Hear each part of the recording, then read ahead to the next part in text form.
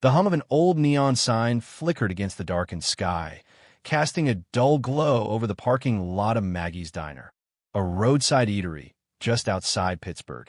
The kind of place where truckers and factory workers stopped for a hot meal after long shifts, where the coffee was always fresh, and where conversations drifted in low murmurs beneath the clatter of silverware.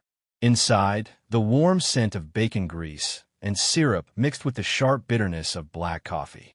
The booths were worn, their red leather cracked from years of use, but there was a certain charm in the place, something familiar, something steady. Barron Trump sat alone at a corner booth, his tall frame hunched slightly as he flipped through the pages of a book. He had chosen this diner for one reason: anonymity. Out here, he wasn't the son of a former president. He wasn't a political symbol, an internet meme, or a subject of endless speculation. He was just another traveler looking for a quiet meal. A half-finished plate of pancakes sat in front of him, next to a steaming cup of tea. He wasn't particularly hungry, but eating alone had always been easier when there was something on the table to pick at. A group of truckers chatted at the counter, their voices rising and falling in steady waves. A waitress, no older than 20, balanced a tray of coffee refills, weaving through the tables with practiced ease. And then, the door swung open. A gust of cold air swept into the diner as Frank Delaney stepped inside. His boots were worn, his jacket frayed at the edges. He was broad-shouldered, his hands calloused, the kind of man who had worked with them all his life. His face was weathered, lined with exhaustion, but it wasn't fatigue that darkened his expression. It was something else, something simmering. His eyes scanned the diner, moving past the truckers, past the waitress, past the elderly couple near the jukebox, until they landed on Barron. He stopped. For a moment, he just stood there, the muscles in his jaw tightening. And then, slowly, deliberately, he walked forward. The truckers at the counter went quiet, sensing something shift in the air. The waitress hesitated near the coffee pot, her fingers tightening around the handle. Frank reached Barron's table and let out a sharp breath, his voice laced with something between bitterness and disbelief. Of all the places, he shook his head. "What's someone like you doing here?" Barron looked up, his blue eyes calm but watchful. He recognized the tone before he recognized the man. It was the same tone people used when they thought they already knew him. "I'm just having dinner," he said simply. Frank let out a short, humorless laugh. "Dinner. Right." His gaze flicked to Barron's plate, then back to his face. "A Trump sitting in a place like this. What? Slumming it for the experience. Thought you'd come see how the other half lives." A few heads turned. Conversation stalled. The truckers exchanged glances, but no one intervened. "Not yet." Barron closed his book, setting it down next to his tea. "No," he said, his voice level. "I just wanted some quiet." Frank scoffed. "Quiet. That must be nice, to be able to walk into any room and expect peace. You think guys like me get that? You think I ever get to just sit and enjoy my damn meal without the weight of the world crushing down on me?" His voice had risen now, loud enough that even the elderly couple had stopped their conversation. Linda Parker, the diner's owner, wiped her hands on her apron and took a step forward, but she didn't interfere. "Not yet." Barron's gaze stayed steady. "I don't know what's happened to you," he said, his voice quieter than Frank's, but somehow heavier. "But I don't think it has anything to do with me." That did it. Frank's hand came down on the table, rattling the cup of tea. "You don't think it has anything to do with you?" His face twisted, his breath coming fast. "You sit there dressed in your fancy clothes, eating your overpriced pancakes like you belong here, like you know what it's like to lose everything." The truckers tensed. Jake Reynolds, a man who had seen his fair share of bar fights, shifted in his seat. He wasn't about to step in, but he was watching now, closely. Emily, the waitress, swallowed hard. Her fingers hovered over the notepad in her apron, torn between stepping forward or pretending she didn't hear. Barron, for his part, didn't move. He didn't flinch. He didn't push back. Instead, he met Frank's anger with something unexpected. Understanding. "I don't know what it's like to be you," Barron said evenly. "But maybe you could tell me." Frank blinked. The tension in his shoulders didn't ease, but there was a flicker, just the faintest hesitation. Barron gestured to the empty seat across from him. "Sit down," he said. The diner held its breath. Frank didn't move. His knuckles pressed against the table, his breath sharp. His eyes flickered with something unreadable. Anger, disbelief, hesitation. The diner had gone still, the low hum of conversation replaced by the quiet tension that clung to the air. Jake Reynolds shifted at the counter, watching intently. Emily, the young waitress, stood frozen near the coffee pot, fingers curled around her notepad. Linda Parker, behind the register, glanced toward the phone but didn't reach for it. Frank let out a short, humorless laugh. "You want to sit down?" His voice was rough, edged with something deeper than frustration. "Why? So you can play the good guy? Hear my story and feel better about yourself?" Barron held his gaze calm. No, his voice was steady. "I just think maybe you have something to say, and I'm willing to listen." Frank scoffed, shaking his head. But something in the way Barron spoke, something unshaken, unafraid, made him hesitate. After a beat, he pulled the chair back and sat down. His movements were sharp, deliberate, like he wasn't sure why he was doing it, but did it anyway. The diner exhaled. Conversations resumed in hushed tones, but all eyes remained on the corner booth. Frank leaned forward, elbows on the table. "All right, kid. You want to listen?" Fiend. His fingers tapped against the table. "Let's talk about the real world." Barron didn't react. He simply waited. Frank's jaw tightened. "Ever work a real job?" His voice was sharp, challenging. Not some summer gig. Real work. Hands blistered, back aching. Ever come home so damn tired you can't stand up straight? Barron's expression didn't change. "No." Frank let out a bitter chuckle. "Didn't think so." He leaned back, shaking his head. "I did. 25 years in the mines. My father did it before me. His father before him. It was supposed to be stable. It was supposed to be enough." The words hung heavy. Jake at the counter shifted, his fingers tightening around his coffee cup. Frank exhaled sharply. "Then one day it's gone. Just like that." His hand curled into a fist. Company shut down. Said it wasn't profitable anymore. Hundreds of us, just out in the cold. He scoffed, shaking his head. And you know the worst part? Nobody gave a damn. Barron stayed silent, his eyes steady. Frank's voice lowered. "You ever have everything ripped away from you? Your job, your home, your family?" Barron hesitated. He could say no. He could let Frank hold onto his anger. But instead, he said something unexpected. "I know what it's like to be judged before I even open my mouth." Frank's expression flickered. "That's not the same thing." "No," Barron admitted. "But it doesn't make it easier." Frank scoffed. "Easier?" His fingers pressed against the table. "You don't know horror, kid." Barron tilted his head slightly. Then, after a beat, he asked, "What happened to your family?" The question landed like a punch. Frank stiffened. His fingers twitched. His jaw clenched, then loosened. "My wife left," he said finally, voice rough. "Took the kids. Said she couldn't do this anymore." He swallowed hard. "And I don't blame her." His face changed then. The sharp edges of anger blurred into something else. Something heavier. For the first time, Barron saw it. The exhaustion. The grief. The weight of it all. "I'm sorry," Barron said quietly. And he meant it. Frank exhaled, shaking his head. "Sorry doesn't fix anything." "No, it doesn't," Barron agreed. "But sometimes being heard helps." Silence. Jake's fingers loosened around his coffee cup. Emily let out a breath she hadn't realized she was holding. Linda's sharp gaze softened just slightly. Frank ran a hand down his face, muttering under his breath. Then he looked at Barron. "You really believe that?" Barron nodded. "I do." Frank let out a slow breath. Then, after a pause, he muttered, "Hell, maybe you're right." The words weren't loud. But in that diner, in that moment, they changed everything. Frank exhaled, rubbing a hand over his face. His shoulders slumped slightly, as if the weight of everything he'd been carrying for years had settled a little heavier on his back. The fight had drained out of him. Not completely, but enough. Barron watched him, silent, giving him space. He knew this moment well. The moment when anger started to unravel, revealing something deeper beneath it. The diner was still, but not in the same way as before. The tension had shifted. The truckers at the counter weren't just pretending not to listen anymore. They were waiting, watching. Even Emily, usually quick on her feet, stood motionless, her fingers gripping her notepad tightly against her chest.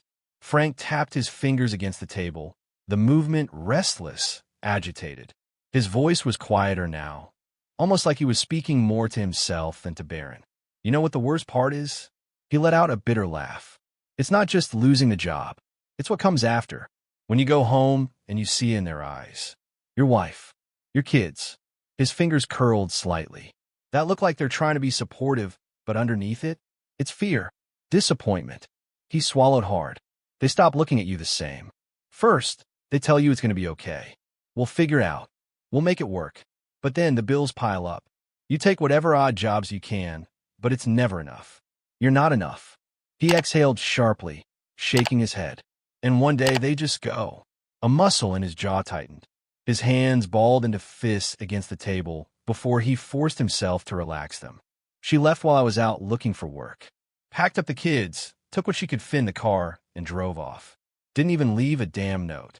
For a long moment, he didn't say anything. His gaze was locked on the table, staring at nothing, like he was trapped in a memory he couldn't escape.